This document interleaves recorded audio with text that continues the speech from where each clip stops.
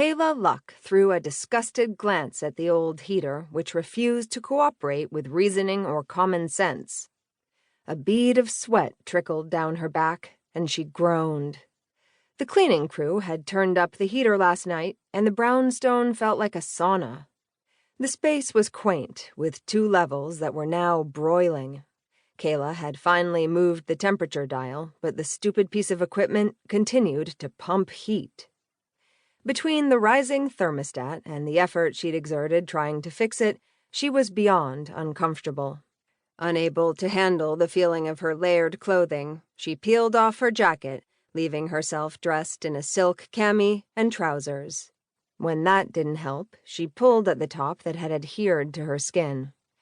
Definitely not the way to begin a new class, and she hoped all the men had received the cancellation notice. Kayla had inherited the building and the business from her aunt, who'd offered ballroom dancing and dating etiquette lessons. There'd been a time when those kinds of services had been in demand, but for years there had been a steady decline in customers. Though Kayla had ideas on how to modernize, her aunt had remarried last year and brought her new husband in as her partner. Kayla had given them time to acclimate to working together, intending to approach the newlyweds with her ideas when they returned from vacation, but they'd died before she could talk to them. She swallowed the lump in her throat at the thought of her beloved aunt being gone and turned her focus to something else, something that would make her smile. Her sister Catherine had used her share of their inheritance to attend culinary school, and Kayla was thrilled she now had the money to follow her dream. Kayla had put off her own future in favor of running her aunt's business and bringing in income, and she intended to keep the business in the black.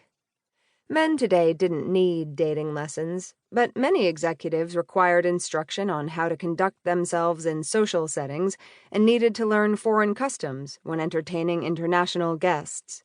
With her language skills, she would add a modern dimension to an old-fashioned business.